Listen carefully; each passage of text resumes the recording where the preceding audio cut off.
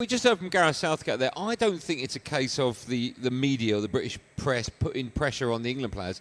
I think that's Gareth Southgate's fault, if it is anyone's fault, by picking the wrong team and not allowing the football fans, the English fans, to see England play in a way, in a style and a manner in which we are desperate to see. What's the wrong team, though? Because everybody thinks it's different, don't they? So it doesn't matter what Gareth Southgate does. Somebody's going to be unhappy about it. Well, the wrong team is not picking a player that would walk into every team in the Premier League, and that's Phil Foden.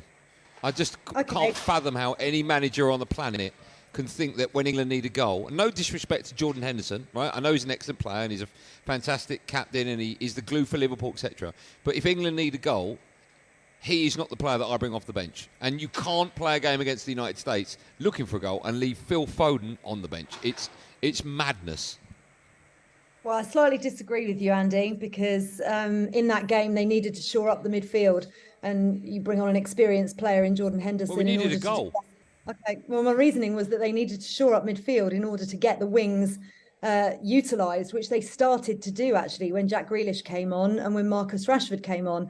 Where I do agree with you is that I think that Bukayo Saka should have come off a little bit earlier, potentially. We might see Foden today. He's going to freshen up the front line. I think Harry Kane is still wanting to play regardless. And it's a squad game, and I think people need to realise that. And we scored 6 goals against Iran in the opening match, and Phil Foden didn't score. So I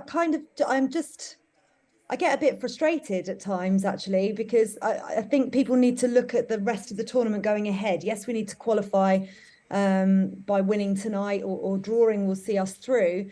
But he also needs to manage players' minutes. And they all realise, all the players, that they're part of a squad within this tournament. And with 5 substitutes, that becomes even more important than ever before. I think there were surprises that Phil Foden didn't come on at all in that match against the USA. Equally, when I spoke to Gareth Southgate afterwards, he justified it by saying he just doesn't play in the middle for his team, for Manchester City. And they needed to sort out the midfield, which is exactly what Jordan Henderson did. And we showed much better moments going forward in the closing stages of that game against the USA when those changes had been made.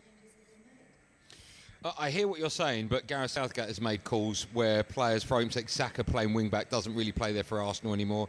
Trent Alexander doesn't play midfield for Liverpool, and Gareth's played him in midfield. And also, if you've got someone like Pep Guardiola, who is picking Phil Foden every single week, if he's good enough for Pep, I think he should be good enough for Gareth Southgate. But Gareth Southgate's got different players than Pep Guardiola around Phil Foden in order to get the best out of Phil Foden. Phil Foden is probably the most naturally gifted English player we've had for a long, long time. I hear what you're saying. I just think it's indefensible that we've got someone who can unlock a defence, who is just head and shoulders when it comes to natural talent above probably every other player on that field, and he's left on the bench. I think it's madness. Well, we'll see what he does tonight then, shall we?